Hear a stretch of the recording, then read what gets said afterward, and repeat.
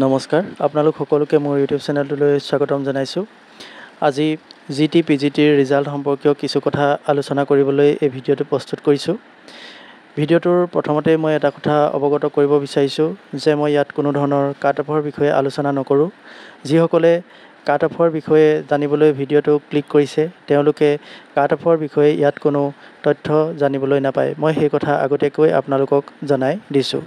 কাৰণ সদায় কাট অফৰ এটা নতুন ভিডিঅ' প্ৰস্তুত কৰি আপোনালোকৰ বহুমূলীয়া সময়খিনি নষ্ট কৰাৰ মোৰ একেবাৰে হাবিয়াস নাই। সেয়েহে মই কাট অফৰ ভিডিঅ' খুব কমেই বনাইছোঁ। আৰু যদি আপোনালোকে মোৰ পৰা কাট অফৰ বিষয়ে জানিব বিচাৰিছে তেনেহ'লে মোৰ পুৰণা ভিডিঅ' আছে। মই তাত কাট অফ কিমান হ'ব পাৰে মোৰ অনুমান মতে সেই বিষয়ে মই কৈ থৈছোঁ। আপোনালোকে পুৰণা ভিডিঅ'সমূহ চাই ল'ব।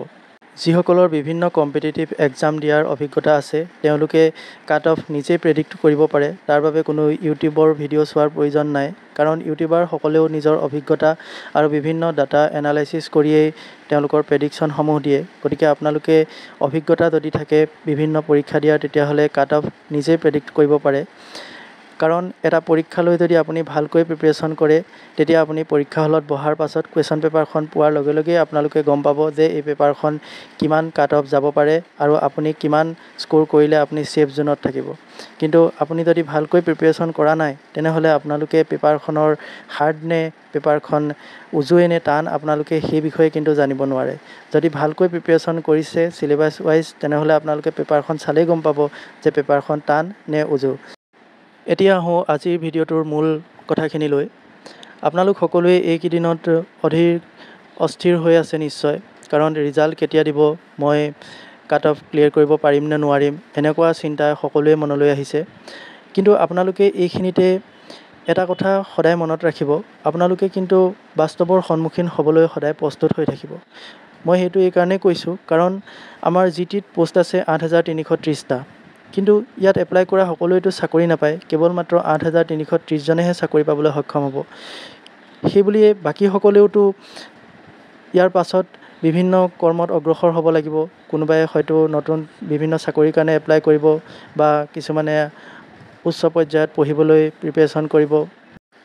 মানে মই এইটো ক'ব বিচাৰিছোঁ আপোনালোক সকলোৱে এটা প্লেন বি নিজৰ হাতত ৰাখক। আপোনালোকে ৰিজাল্ট যদি কেনেবাকৈ কোৱালিফাই নহয়, যদি কেনেবাকৈ পাছ নকৰে, চাকৰিটো যদি পাবলৈ সক্ষম নহয় তেনেহ'লে আপোনালোকে কি কৰিব তাৰ বাবে মানসিকভাৱে প্ৰস্তুত হৈ থাকক।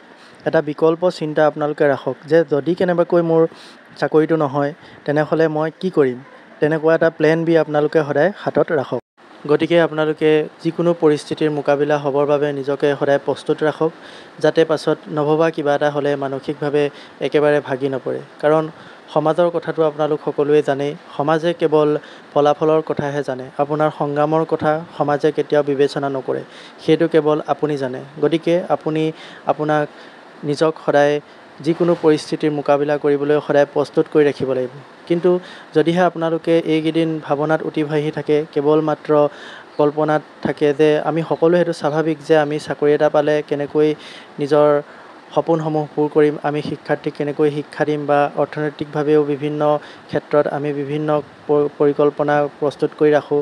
গতিকে সেইবোৰ যদি হঠাৎ নোহোৱা হৈ যায় তেনেহ'লে আমি মানসিকভাৱে ভাগি পৰাটো স্বাভাৱিক।